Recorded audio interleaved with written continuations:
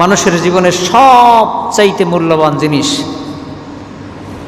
সেটা হলো আখিরাত। আম্বিয়া আলাইহিমুস সালাতু ওয়াস সালাম যে তিনটা মিশন নিয়ে দুনিয়ায় এসেছিলেন, তাওহীদ, রিসালাত এবং আখিরাত। আখিরাতের চিন্তা ছাড়া মানুষের পরিবর্তন হওয়ার কোনো সম্ভাবনাই নেই। এক কথায় আপনি ইমানদার হতে হলো আখিরাতের চিন্তা লাগবে। তার কারণ যে ব্যক্তি আখিরাত বিশ্বাস করে না, ওর কোনো টেনশন নাই, নো টেনশন। এ বেলায় ভাই মদ খেও নাও, কাল নিশীতের ভরসা কই, চাঁদনি জাগিবে যুগ যুগ ধরে, আমরা তো আর রবনাশ হই। এই ওমর খৈয়ামের মুরিদ যারা হয়েছে তাদের কোনো টেনশন নাই। টেনশন তো আমাদের একদিন আল্লাহর দরবারে হাজির হওয়া লাগবে কি লাগবে না? কথা বলতে হবে, আল্লাহর দরবারে হাজিরা দেওয়া লাগবে কি লাগবে না? আল্লাহর দরবারে হাজিরা দেওয়া লাগবে। আপনার আমার গোটা জীবনের হিসাব আল্লাহর দরবারে দেওয়া লাগবে। কেবলমাত্র শুধুমাত্র এই ফিলিংস, এই টেন্ডেন্সি, এই অনুভূতি যখন মানুষের দিলের ভিতরে জাগবে, কঠিন কালো তার দিয়ে খারাপ কোনো কাজ করা সম্ভব না। একজন ব্যক্তি নামাজ পড়ে না, যদি মনে করে আউয়ালু মা ইউহাসাবু বিহিল আবদু ইয়াউমাল কিয়ামাতিস সালাহ, কিয়ামতের দিন সর্বপ্রথম নামাজের হিসাব গ্রহণ করা হবে, তার মানে আমাকে অবশ্যই আল্লাহর দরবারে হাজিরা দিতে হবে, আমাকে নামাজের হিসাব দিতে হবে। আমাদের উপরে নামাজ ফরজ কয় ওয়াক্ত? কথা বলেন না কেন, কয় ওয়াক্ত? যারা ফজর পড়ে না হেরা মুখ খোলে না আর কি, বুঝি তো সমস্যাটা কোথায় আর কি। কারণ আমি গবেষণা করেছি যে কিছু সংখ্যক মানুষের উপরে নামাজ 4 ওয়াক্ত, আর বাকি আলহামদুলিল্লাহ যারা 5 ওয়াক্ত পড়ে তার জন্য 5 ওয়াক্ত। অনেকেরই ফজরের নামাজ পড়া লাগে না। আমি যারা ফজরের নামাজ পড়েন না, আমি তাদের ব্রেনটের কাছে প্রশ্ন রাখতে চাই, আজকের এই জুমাবার দিনের ফজরের নামাজটা যে আমার থেকে চিরদিনের জন্য হারিয়ে গেল, আমি যে পড়তে পারি নাই আজকে ফজরের নামাজটা, আল্লাহর দরবারে আজকের এই ফজরের নামাজের হিসাব দেওয়া লাগবে কি লাগবে না? কি লাগবে না? আপনি করছেন। আল্লাহ রাব্বুল আলামিন বলেন, ওয়ালা তাজিরু ওয়াজিরাতু ওযরা উখরা, কারো বোঝা কেউ বহন করবে না। আজকে দেখেন আপনার আমার কত বন্ধু বান্ধব বিপদে পড়লে কত মানুষ এগিয়ে আসে। আজকে 1 লক্ষ টাকার দরকার, কারো কাছে 1 লক্ষ টাকা 10 টাকার সমানও না। তার কারণ আমার কাছে হয়তো নাই, এক জায়গায় ফোন দিলি 1 লক্ষ টাকা রেডি আছে না নাই? আপনি এই জায়গায় গ্যাস টারবাইনে হঠাৎ করে অ্যাক্সিডেন্ট করেছেন, আমি মসজিদের খাদেম হিসাবে আমি যদি অ্যাক্সিডেন্ট করি, 10-12 জন দৌড়ে আসবে, হারে ইমাম সাহেব অ্যাক্সিডেন্ট করেছেন, তাড়াতাড়ি করে মেডিকেলে নিয়ে যান। এইরকম করে আপনার ব্যক্তি জীবন, পারিবারিক জীবন, সামাজিক জীবন, রাষ্ট্রীয় জীবন, আন্তর্জাতিক জীবন পর্যন্ত, একটা মানুষের জন্ম থেকে শুরু করে মৃত্যু পর্যন্ত এই দুনিয়ার জীবনে আপনার প্রচুর বন্ধু বান্ধব আছে, আপনাকে সহযোগিতা করবে। এমন একদিন আপনার সামনে হাজির হবে, ওই দিন কারো কোনো ব্যক্তিকেও সাহায্য করবে না। সেই দিনটার ব্যাপারে আল্লাহ রাব্বুল আলামিন কোরআনে কারীমের 30তম পারার ভিতরে বলেন, ইযা যুলজিলাতিল আরদু জিলজালাহা ওয়া আখরাজাতিল আরদু আসকালাহা ওয়া ক্বালাল ইনসানু মা লাহা। জোরে বলেন আল্লাহু আকবার। ইযা যুলজিলাতিল আরদু জিলজালাহা, যখন পৃথিবী পূর্ণ কম্পে কম্পিত হয়ে যাবে, আল্লাহু আকবার। ওয়া আখরাজাতিল আরদু আসকালাহা, জমিনের ভিতরে যা আছে সব এক এক করে বের করে দেওয়া হবে। ওয়াকালাল ইনসানু মা লাহা, মানুষরা বলবে হায় হায় কি হয়ে গেল, কি হয়ে গেল। ওই দিন কেউ কারো সাহায্য করবে না, কেউ কারো সাহায্য করতে পারবে না। জানা দুনিয়ার ভিতরে টাকা পয়সার গরমে, বংশের গরমে, শরীরের তাজা আজকে আল্লাহর হুকুমগুলো পালন করতে পারতেছি না আমরা। আমি আপনাদের খেদমতে কোরআন হাদিসের দৃষ্টিকোণ থেকে দাওয়াত দিয়ে দিলাম, যত চিন্তাই করেন আপনার লক্ষ লক্ষ কোটি কোটি টাকা আছে, আপনি মনে করছেন অনেক কিছু করতে পারতেছেন, বিশ্বাস করেন আজকে কোটি কোটি টাকার মালিক, কত কোটি কোটি টাকার মালিক দুনিয়াতে বসেই তার হিসাব নিকাশ শুরু হয়ে যায়। আপনারা বলবেন এটা কেমন কথা? আমি এমন একজন ব্যক্তির নাম বলবো যারা শিক্ষিত সবাই চিনবেন, কন্ট্রাক্টর জহিরুল ইসলাম, কিশোরগঞ্জ মেডিকেল কলেজ হাসপাতালের প্রতিষ্ঠাতা, বাংলাদেশের ভিতরে সবচাইতে বড় ধনী ছিলেন। আমি কিশোরগঞ্জে বহুত প্রোগ্রামে গেছি, তার মেডিকেল কলেজ দেখছি, মেডিকেল কলেজের সামনে তার কবরটা এখনো পড়ে আছে। এত টাকার মালিক, আপনারা আমার চাইতে তার সম্পর্কে আরো ভালো জানেন, কিন্তু দেখেন দুনিয়ার ভিতরে বসে খাওয়া দাওয়া আল্লাহ পাক কামাই দিয়েছে। তিনি ঘোষণা করেছিলেন আমার পেটের ভিতরে নিজে মেডিকেল কলেজ করেছে, কোটি কোটি টাকা সেই মেডিকেল কলেজের পিছনে ব্যয় করেছে, বিদেশি ডাক্তার পর্যন্ত সেখানে সপ্তাহে একদিন নিয়োগ দিয়েছিল।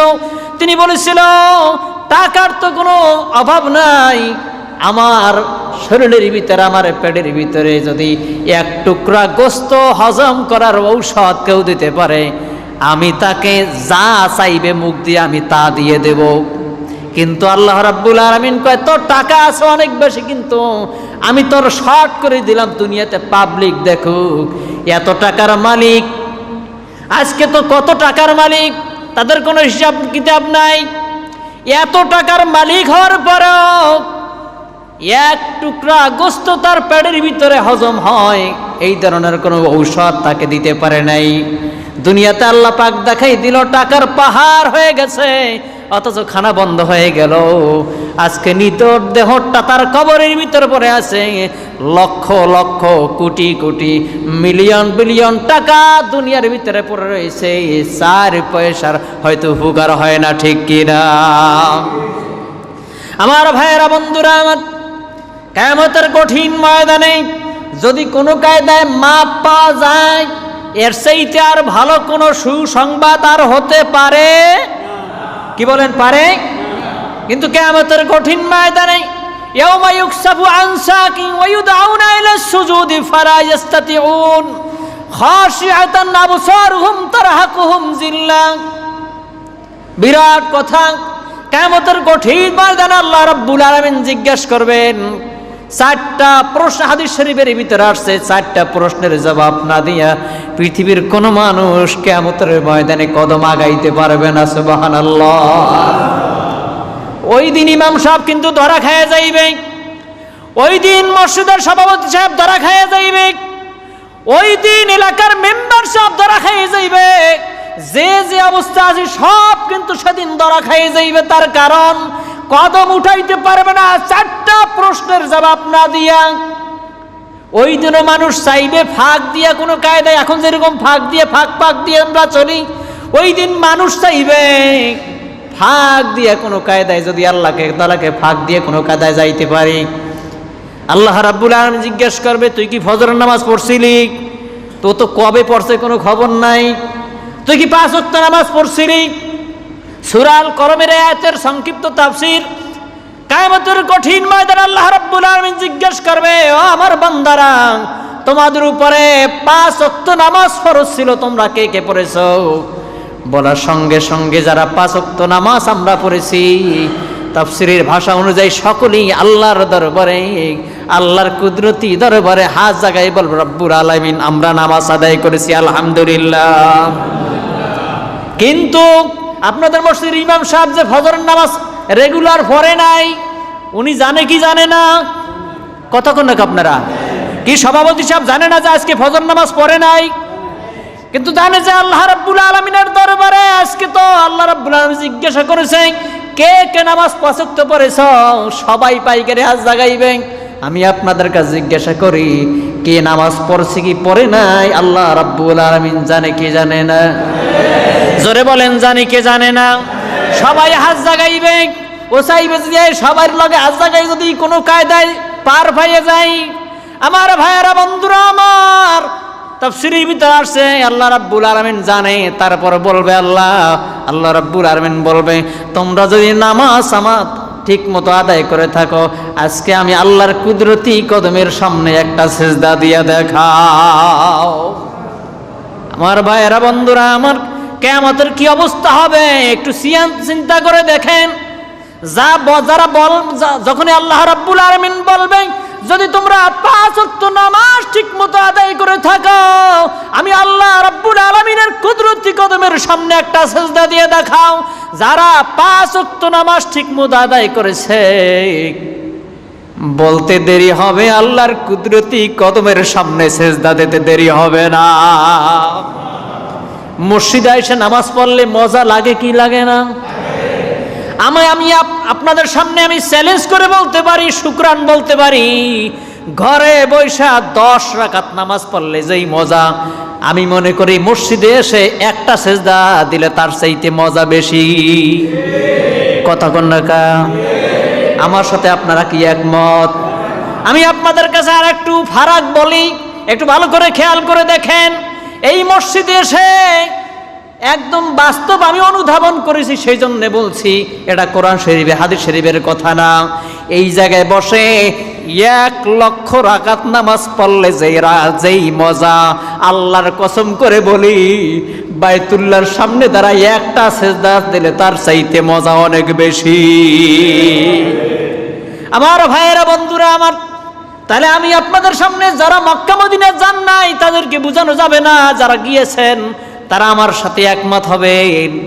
আল্লাহ পাক আমার মতো গুনাহগারকে কবুল করেছেন। আমি দেখেছি জীবনে দিন প্রথম এহরাম পরে বাইতুল্লাহ ঢুকছি, আমার সাথে যে সমস্ত লোকেরা, আমার মনের কথাটা বলছি, আমার সাথে লোকেরা 2 চক্কর হয়ে গেছে।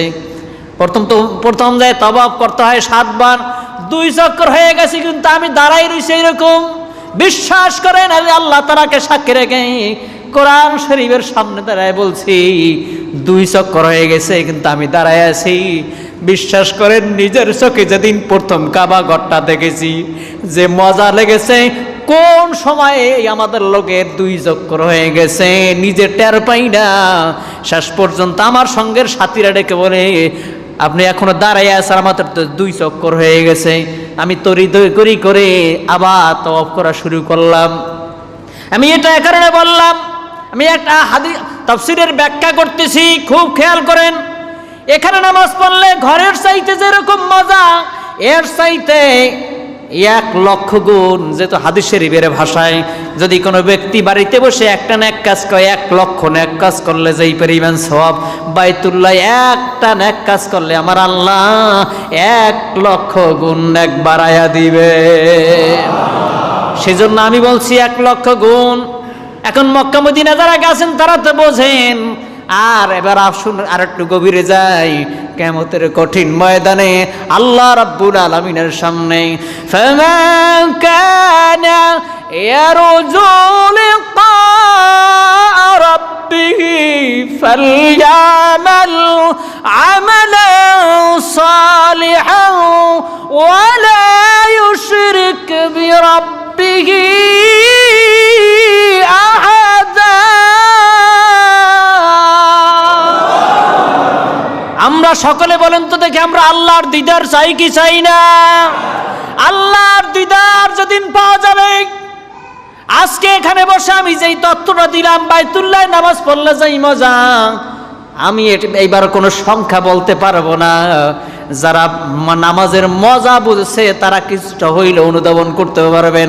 আল্লাহ রাব্বুল আলামিনের সামনে যেদিন বলবে, ও আমার বান্দারা, কত কষ্ট করে মাঘ মাসের শীতের রজনীতে দুনিয়ার সব মানুষ মানুষ লাপের ভিতরে কম্বলের ভিতরে ঘুমায়, তুমি ঘুমাও নাই আমি আল্লাহ তাআলাকে খুশি করার জন্য নিশির রজতে 2 রাকাত 4 রাকাত নামাজ পড়েছ, একমাত্র আমাকে খুশি করার জন্য যারা 5 ওয়াক্ত নামাজ পড়েছ, আমি আল্লাহর কুদরতি কদমের সামনে একটা সেজদা দাও। আমার ভাইয়েরা বলার সঙ্গে সঙ্গে যারা 5 ওয়াক্ত নামাজ আদায় করেছে, সঙ্গে সঙ্গে আল্লাহর কুদরতি কদমের সামনে তারা সেজদায় পড়ে যাবে। আল্লাহর কুদরতি কদমের সামনে সেজদায় পড়লে কি মজা, পৃথিবীর কোন মুফতি মুহাদ্দিস সেটার বর্ণনা দিতে পারবে না, ঠিক কি না? আমার ভাইয়েরা, আমি যেটা বলতেছিলাম, কিয়ামতের অবস্থা দেখেন, যখনই বলবে ও বান্দারা তোমরা কে কে ঠিকমতো নামাজ আদায় করছো, হাত জাগাও, আমি আল্লাহর কুদরতি কদমের নিচে সেজদা দাও, বলার সঙ্গে সঙ্গে সবাই তো চেষ্টা করবে। কিন্তু যারা বেনামাজি, বেনামাজি বোঝেন তো আপনারা না? অনেকেই বেনামাজি বোঝেন না। বেনামাজি অর্থ এই নয় যে মোটেও নামাজ পড়ে না।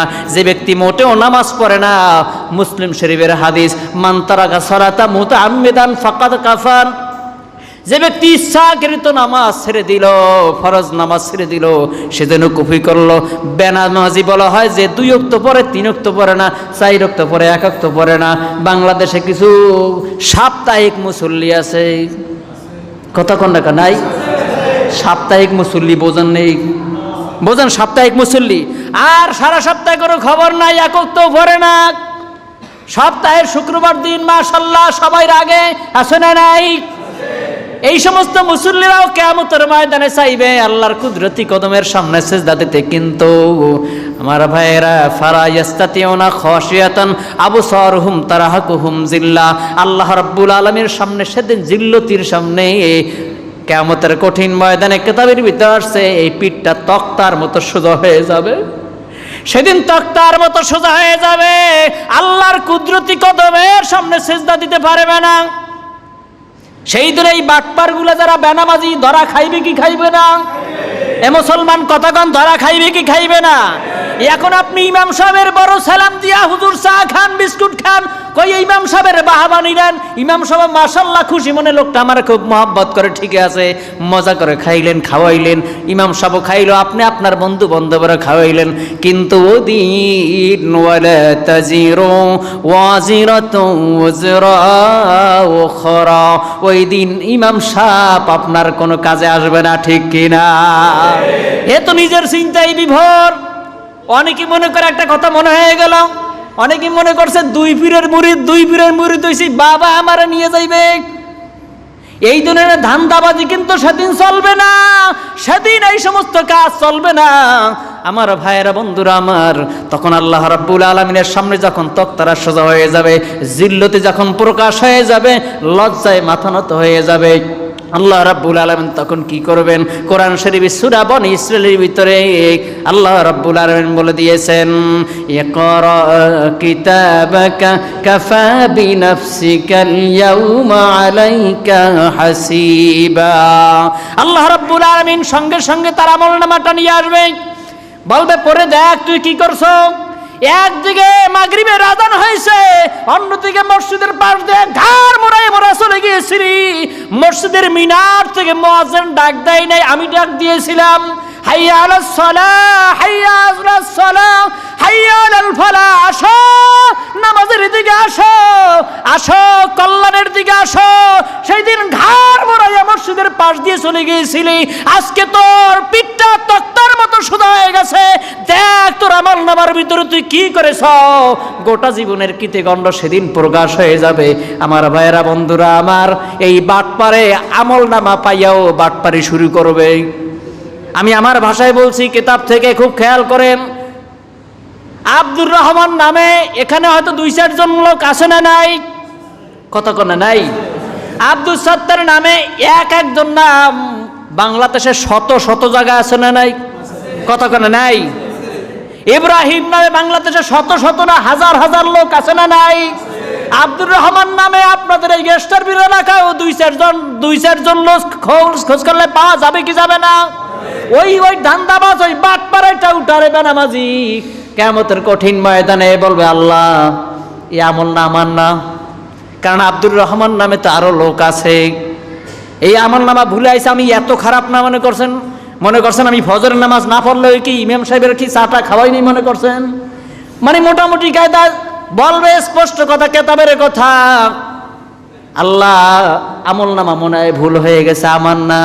আমি আপনাদের কাছে জিজ্ঞাসা করি, ওই দিন কি কোনো ভুল হওয়ার সম্ভাবনা? কতক্ষণ না কা এখন যেরকম ছয়সারি করেন, 9-17 আনা যারা দোকানদার আছে আমার রাগটা করেন না। এখন যেরকম মাপে কম দেন, যে কোনো কায়দায় ঠকাই দেন, ওই দিন কিন্তু ঠকানোর কোনো চিন্তার কোনো কারণ নাই, ভুল হওয়ার কোনো সম্ভাবনা নাই। আমল নামা যার যার ঠিক মতো হবে কি হবে না? বুখারী শরীফ তে মিশকাতের ভিতর হাদিস আসছে, ইউদাউনা ইয়াউমাল কিয়ামাতি বিআসমাইকুম ওয়া আবিকুম। কিয়ামতের কঠিন ময়দানে আল্লাহ রাব্বুল আলামিন নিজের নাম আর বাবার নাম শুদ্ধ আল্লাহ পাক ডাক দিবে।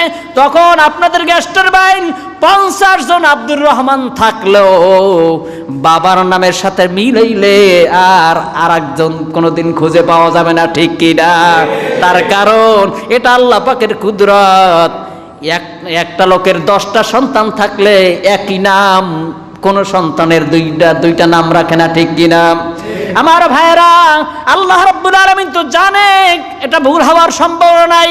তখন কি করবেন? আল্লাহ রাব্বুল আলামিন কোরআনে কারীমের সূরা ইয়াসিন শরীফের ভিতরে আল্লাহ রাব্বুল আলামিন জানিয়ে দিয়েছেন, আল ইয়াউমা নাখতিমু আলা আফওয়াহিহিম ওয়া তুকাল্লিমুনা আইদিহিম ওয়া তাশহাদু আরজুলুহুম বিমা কানু ইয়াকসিবুন। যখনই বলবে আল্লাহ এই আমল না আমার না, কারণ আব্দুর রহমান নামে আমাদের এলাকায় বহুত আছে, বাবার নাম কিন্তু খেয়াল করেন, নাম দেখেই বলবে এই ভুল হয়ে গেছে আমার না। তখনই তার জবানটা বন্ধ করে দেওয়া হবে।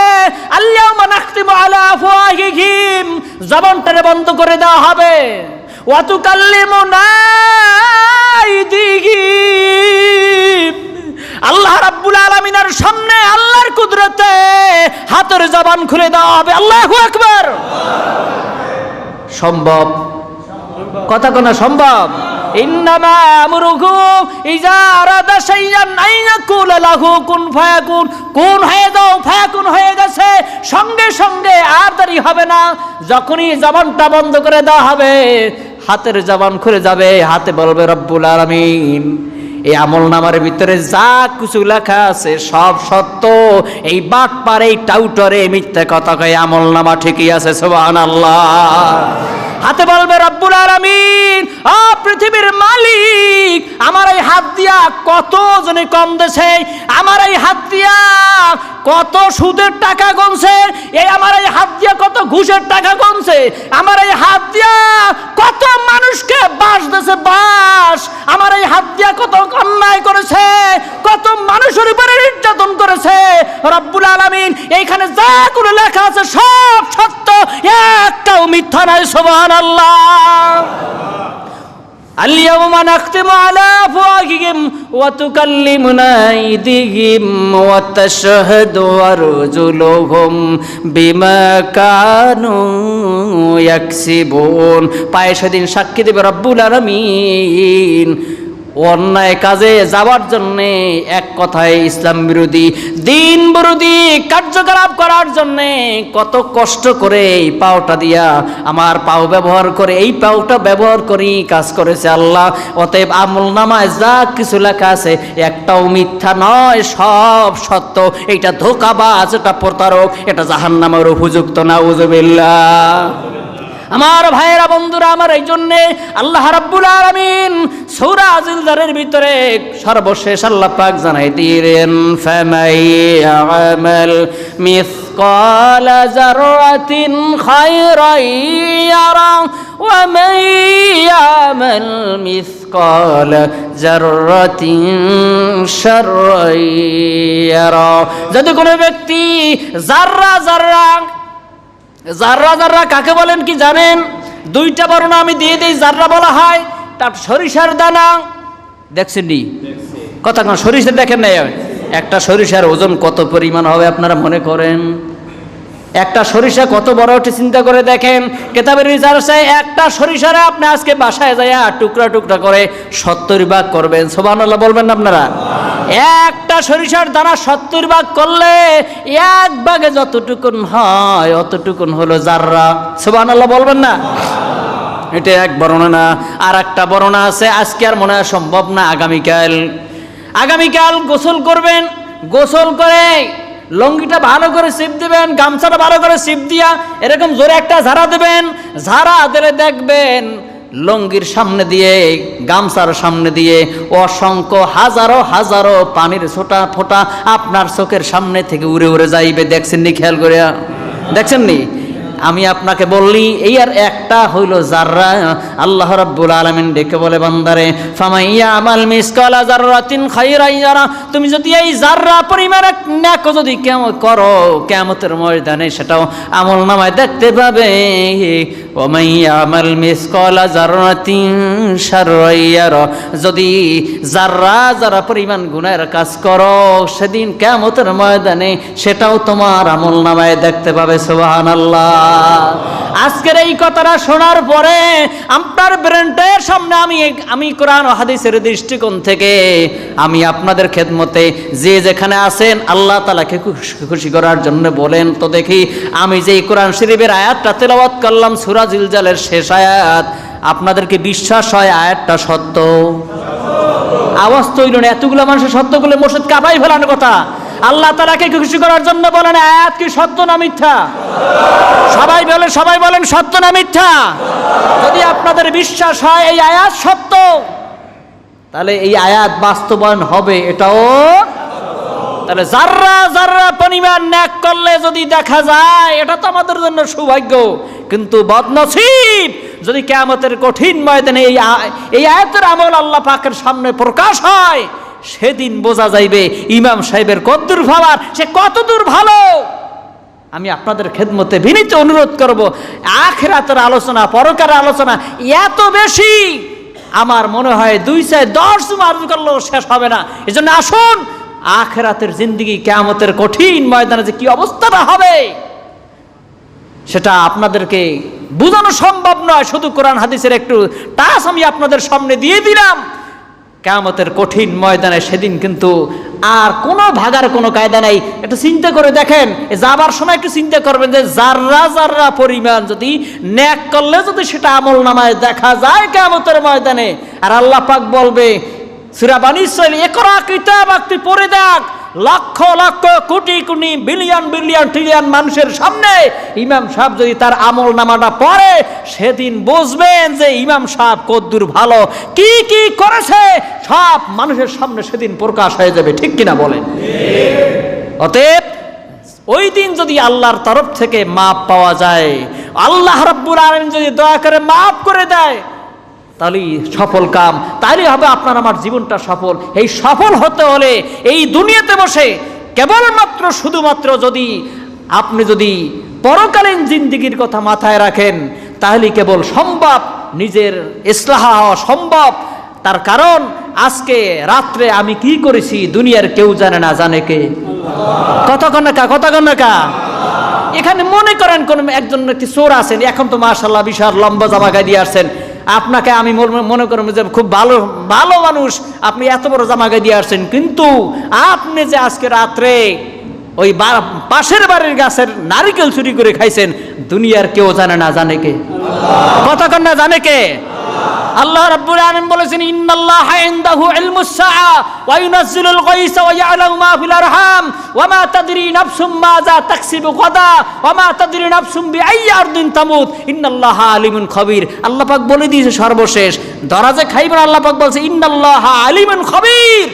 আপনার অন্তরের ভিতরে যে খবর হচ্ছে দুনিয়ার কেউ জানে না। কিরামান কাতিবিনা ইয়ালামুনা মা তাফআলুন, কিরামান কাতিবিন পর্যন্ত খবর রাখে না। এখানে যে কয়শো লোক আপনারা বসে আছেন, কার মনের ভিতরে কি কি ফিলিংস, কি টেন্ডেন্সি, কি অনুভূতি নিয়ে বসে আছেন দুনিয়ার কেউ জানে না। মনের ভিতরে যে ঘটনা ঘটতেছে কিরামান কাতিবুনও জানে না, একমাত্র জানে কে? আল্লাহ। জানে কে? অতএব আল্লাহ রাব্বুল আলামিন বলেছে ইন্নাল্লাহা আলিমুন খবীর। তোমার অন্তরের ভিতরে, আল্লাহু আলিমুম বিজাতিস সুদূর, তোমার অন্তরের ভিতরে যাই ঘোর তামাশা হচ্ছে, কি হচ্ছে, কি পরিকল্পনা হচ্ছে, কারে বাস দেওয়া যায়, কারে কি করা যায়, এই যে চিন্তা ভাবনা আপনার আমার মনের ভিতরে চলছে, ইমাম সাহেব জানে না, সভাপতিও জানে না, সেক্রেটারিও জানে না, জোরে বলেন জানে কে? আমাদের কমিশনার সব খবর রাখবে, মেয়র মহোদয় কেউ জানবে না, পৃথিবীর কেউ জানবে না। আপনার পাশে আপনার স্ত্রী শুয়ে আছে, আপনি আগামীকাল যে একজনের বাস দেবেন, আপনি যে একটা খারাপ কাজ করবেন, আপনি যে একটা ভালো কাজ করবেন, আপনার পাশে আপনার স্ত্রী শুয়ে আছে, সেও জানে না, জানে কে? এই জন্যে কেবলমাত্র শুধুমাত্র মানুষের ভালো হওয়ার জন্যে আখিরাতের চিন্তা ছাড়া, পরকালীন জিন্দিগির জবাবদিহি ছাড়া মানুষের ভালো হওয়ার কোনো উপায়। এখানে আপনারা অনেক লোক আছেন, এখানে চাকরি করেন, আপনি ডিউটি ঠিক মতো করেন কিনা এই কথাটা আমি বলতেই হয়, যেহেতু কয়েকটা ইন্ডাস্ট্রি এখানে আছে। আপনি ডিউটি আপনার সকাল 8টা থেকে 2টা পর্যন্ত, রাত বিকাল 2টা থেকে দুপুর 2টা থেকে রাত 9টা পর্যন্ত আপনার ডিউটি। আপনি মনে করছেন সিসি ক্যামেরা লাগানো আছে, এর ভিতরেও লিয়াজও করে কত ফাঁক যোগ দেওয়া যায়, কিন্তু আল্লাহ রাব্বুল আলামিনের সামনে ফাঁক যোগ দেওয়ার কোনো কায়দা। অতএব ওদিন যদি মাপ পাইতে হয় যে এই কাজগুলো করা দরকার, আখিরাতের চিন্তা মাথায় রেখে সেই কাজগুলো আমাদের সকলকে করার তৌফিক দান করে সকল বলি আমিন।